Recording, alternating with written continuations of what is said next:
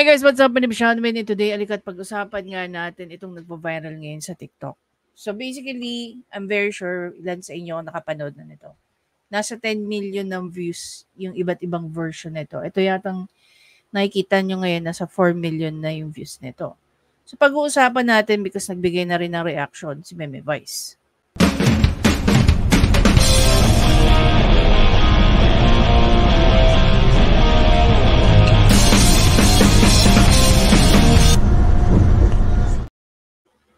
Okay.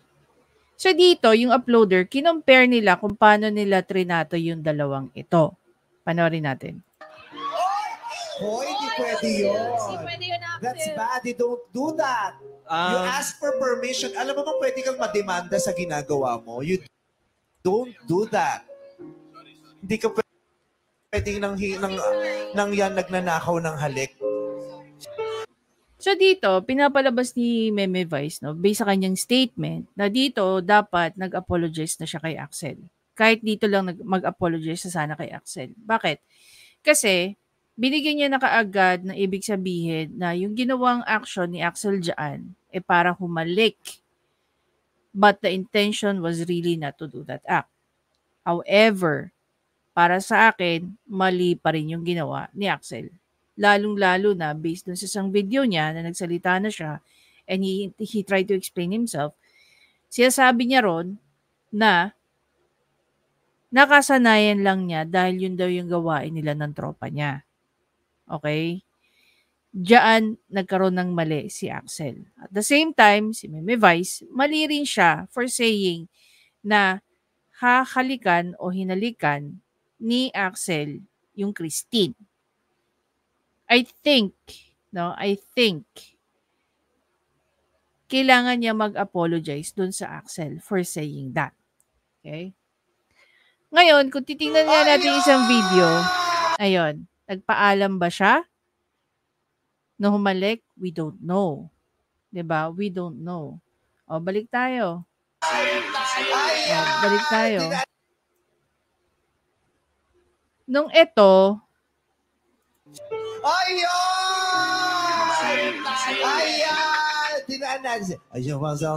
tapos may side comment pa rito si Meme Vice. 'Di ba? So obviously, pinapalabas niya talaga na may intention yung Axel na humalik. Kahit in truth, wala talaga. Kanina nakiss ka. See. Kanina nakiss ka, which is hindi naman talaga nangyari. Nauna pa dun sa pinili mo. So, diba? Kung ako tatanungin ko kayo, hindi ba dapat mag-apologize din siya kay Axel for insinuating something na hindi naman talaga nangyari o hindi naman talaga planong gawin? Diba? O, punta tayo ngayon dito kay Axel. Pag-usapan din natin yung mali niyang ginawa, no, based sa ating observation. The resurrection of Jigsers. Paano yung kaway? Yeah. Hello guys. So, okay, balik tayo. Tingnan niyo yung facial expression diyan ni Axel. Para kasi hindi rin natin maaalis doon sa mga nakakita. Okay? Kung bakit yan yung tingin nila. Kasi tingnan mo nga naman yung action ni Axel. 'Di ba? Ulitin natin. Paano yung kaway? Ini-stretch niya yung mukha niya. Yung mga ganong akto, hindi pa para kang hahalik nun. Kaya hindi natin maaalis kung bakit nagkaroon ng impression sila Vice Ganda at saka yung mga ibang host ng show, ng It's Showtime. Ulitin natin. Gusto ko maging patas tayo. Tingnan mo. Kasi kung magbo-bro code ka lang naman, hindi mo kailangan ganunin yung mukha mo. 'Di ba? Ulit tayo. Again. Boom. Hello guys. Tapos pagdating sa kanya, in-explain niya. 'Di ba? In-explain niya. Ako nga pala si... Pag nagbo-bro code ka ba, ganun ba yun? Natalis normal sa kanya na pag nagbo-bro code siya, gumagano siya, 'di ba? Yung ini-stretch niya yung ano niya, na pinopoint niya yung lips niya na para siyang bebeso, di ba? Axel. I just want to clarify lang sana yung nangyari kahapon sa segment ng Showtime, yung especially for kasi ito yun, yung siyempre hindi ako napili. Lalapit na ako kay Christine, siyempre si Christine, nakaamba na yung kamay niya na appear. Ginawa ko, nakipag-appear ako sa kanya, tapos hinawakan ko yung kamay niya. Ang bala ko talaga sana ay bro code. Yung bro code na yun, yung shake hand, after na shake hands, yung didikit yung balikat sa balikat, tapos tap sa likod yung kamay. For comfort, ganun. Bakit bakit mo naman kailangan bigyan ng comfort yan si Christine? Ikaw nga yung natalo.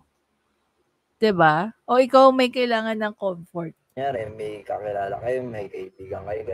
Sa akin, mali ko kasi, hindi ko naman siya kilala. Pero exactly.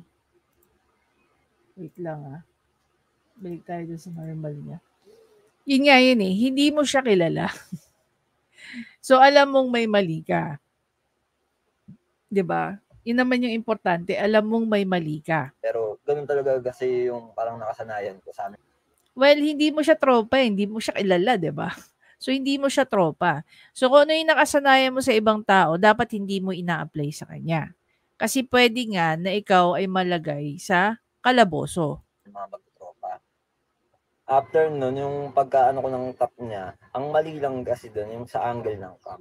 Ang kala kasi, halikan ko siya. Hindi ko intensyong halikan si Christine. Ang gusto ko lang talaga yung bro code. Ayun, sabi niya rito, wala raw siyang intensyon na halikan si Christine. But Axel, you have to understand din, kung i-review nga naman natin talaga yung video, makikita doon na in-stretch mo, pointing yung face mo, yung lips mo, na para kang aakma, na bebeso. 'Di ba? Ilang beses na natin pinakita yon.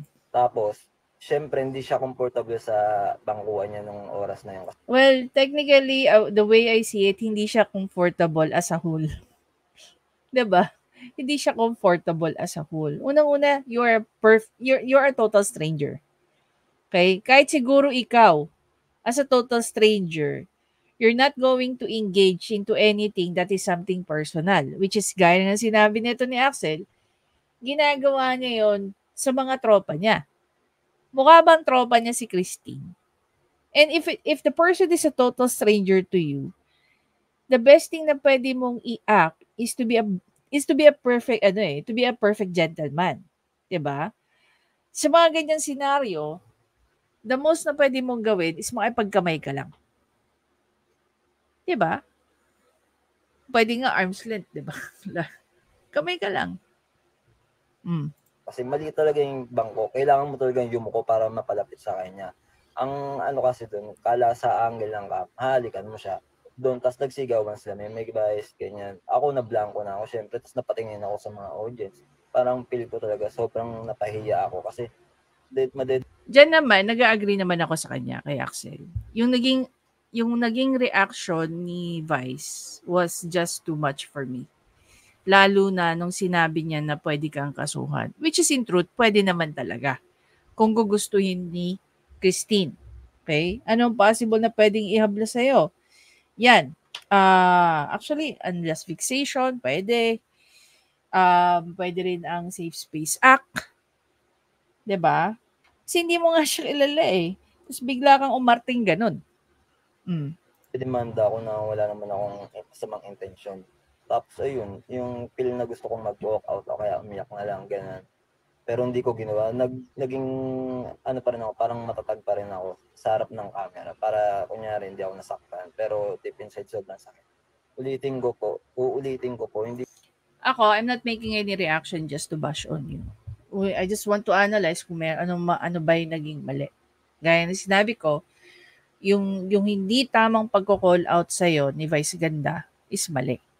Yun, kailangan niya mag-apologize sa'yo, lalong-lalo na ini-insinuate niya na ikaw daw ay hahalik. Hindi ko rin naman siya basise dahil yung akma ng uso mo para ka talagang hahalik. Okay? Si Vice, dapat mag-apologize pa rin sa'yo. Ikaw, dapat mag-apologize ka dun sa Christine. Kasi talagang kahit sa akin siguro gawin yan, no? Hindi ko rin gugustuhin yon. 'Di ba? Baka sinipa pa kita kung ginanon mo ko.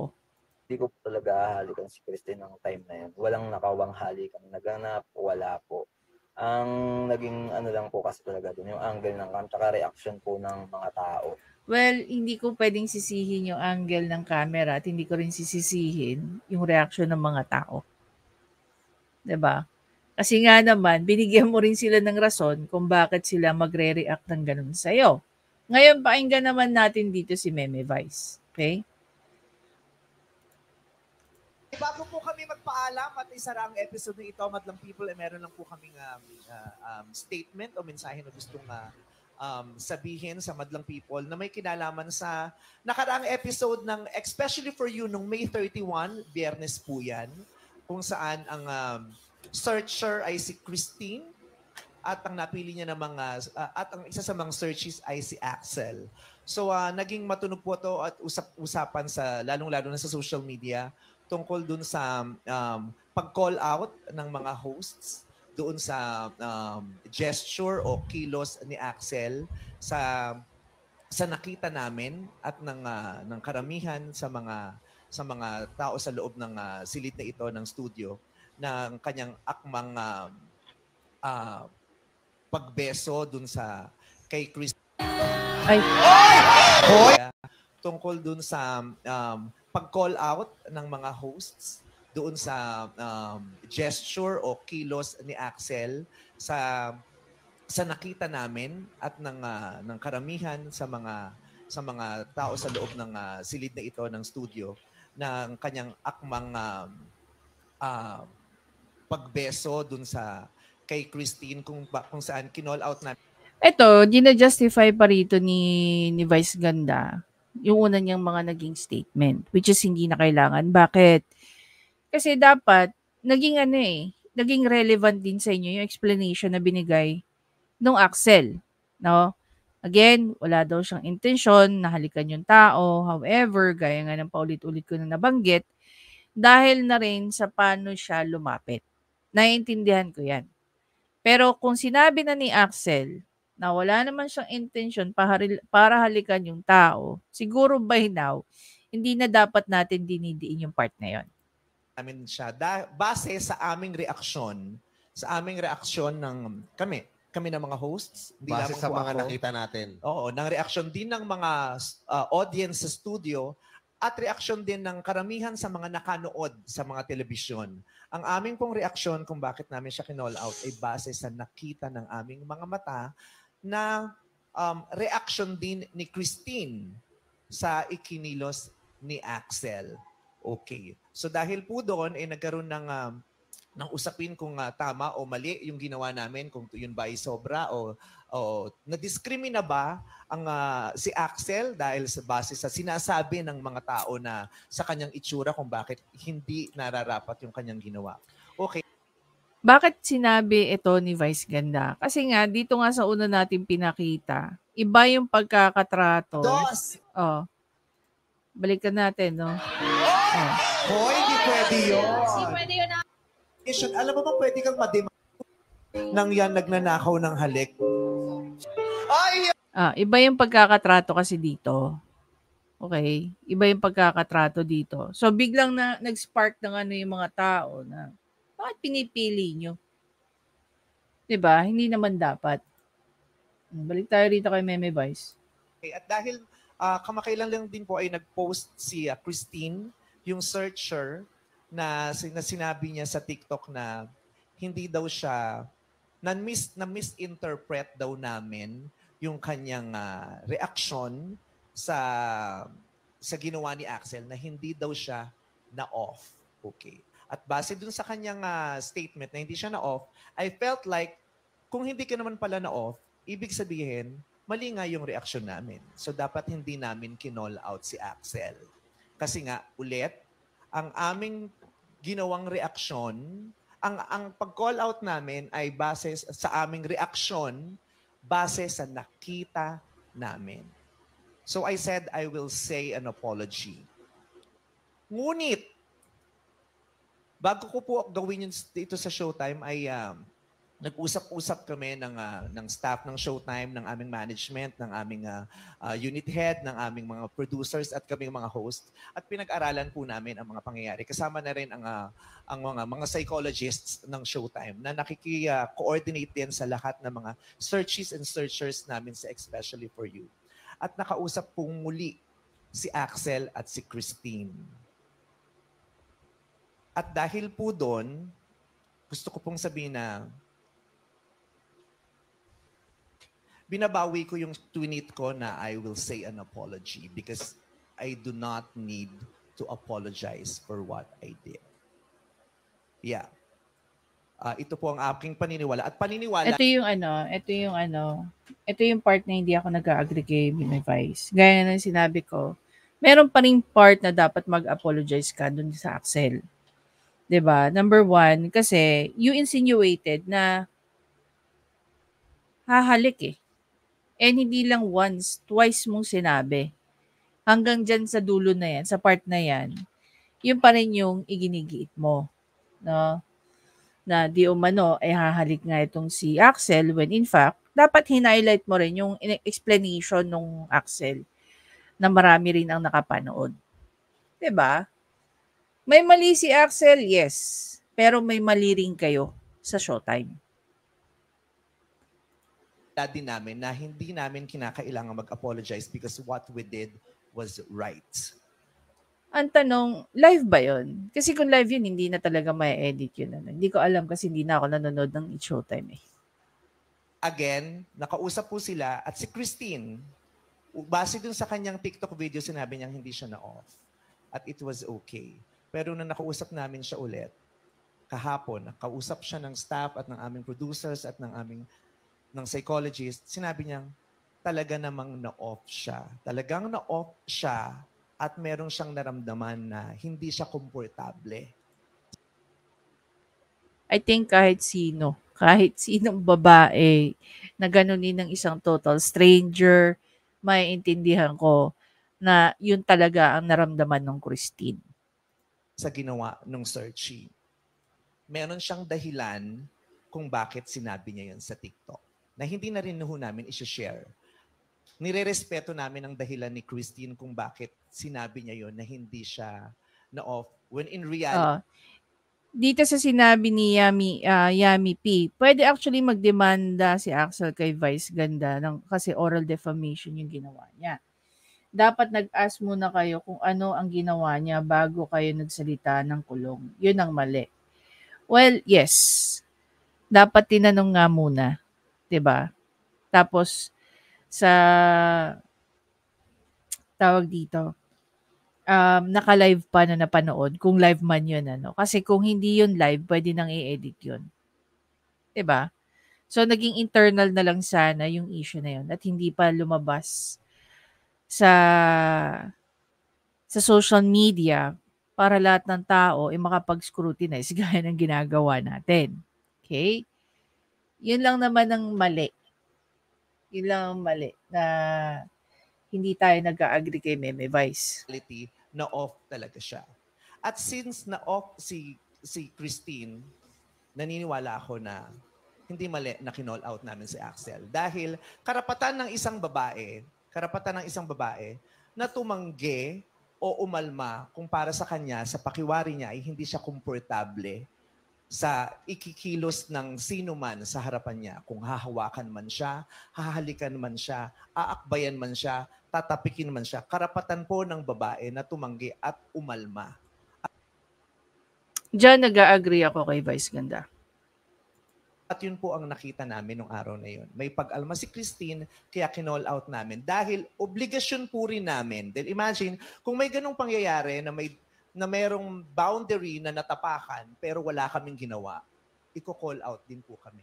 At bilang main for sure yan. For sure yan. Po, nung segment na yon, it was my duty to call that action out. Dahil kung hindi ko rin ginawa yun, ako ang mako-call out. Bakit namin hinahayaan? Ginawa po namin yun para protektahan ang aming guest din na hindi matapakan ng kanyang boundary bilang isang babae nung puntong yun. Ay, yung nakita ko ng time na yun, talagang nahawi niya.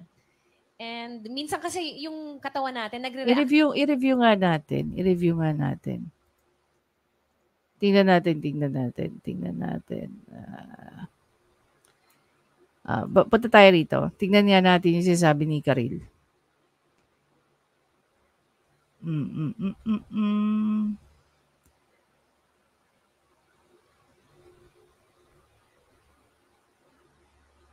Anong mahahawi? Tingnan nga natin. Okay.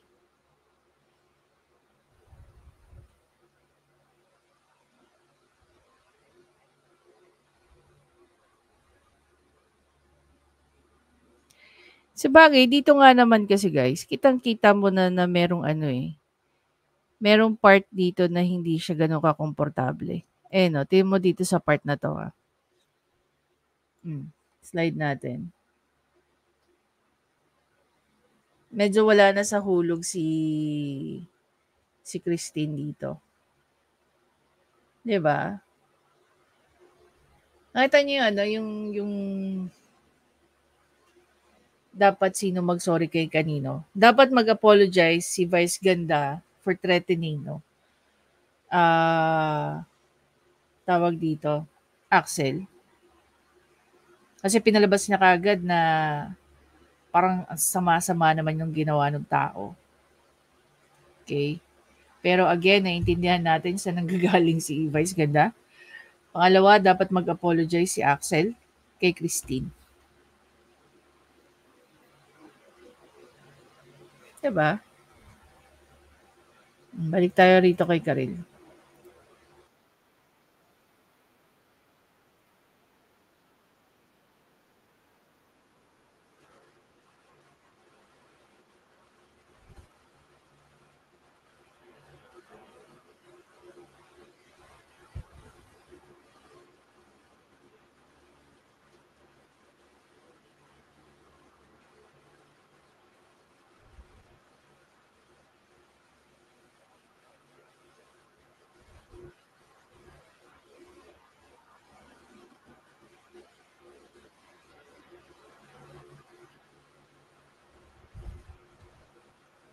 Kita nyo. Mismo, kami po, nakita po namin dito. So, nakausap din po namin si Axel. Ako Anyway, so, yan. I-ano na natin dyan. I-end na natin dyan yung part na yan. Ito again, to wrap it up, guys. May mali si Axel, clearly, meron. Pero meron ding mali si Vice Ganda. So, dapat mag-apologize. Dapat mag-apologize din si Vice Ganda dyan kay Axel. Now, for insinuating na meron siyang hindi magandang plano o gustong gawin dun sa Christine. And hindi rin naman natin definitely maaalis yung part na kung bakit din sila nag-react. Gaya nga ng pinakita ko sa inyo kanina ng paulit-ulit. May kita mo rin kasi yung kung paano gumuso tong si Axel. Okay? Sana lesson learned talaga kay Axel yan. Dahil hindi naman lahat ng tao kailangan mong bigyan ng bro code. Kung ano yung kinasanayan mo sa mga barkada mo, wag mo siyang gagawin sa mga total stranger. Even if dun sa mga bago mong kilala. Ako, sa totoo lang, kung sa akin gawin yan, sisipahin ko talaga siya. And I will find it very weird na ibo-bro code mo ko knowing that hindi naman kita kilala. Plus, come to think of it, ang bro code kasi guys, tatama yung chest sa chest eh. Almost tatama ang chest sa chest. Hindi naman lalaki yan si Christine. Babae yan. So, alam mo yun, maraming pwedeng isampa dito kay Axel kung gugustuhin lang nung Christine. Gaya nga rin sinabi ko, unjust vexation, tawag dito, ano pa, unjust vexation, Safe Space Act. Baka pwede pa, kung sakali man nagdikit yung mga dibdib ng mga yan, pwedeng private part kasi yung dibdib ng babae. So, baka makasuhan ka pa ng acts of lasciviousness. Again, magdedepende yan. No? Titingnan pa rin naman yung elements ng crime before yan may apply sa'yo. Sana lang talaga, wag kang maging komportable sa mga taong first time mo lang na-meet.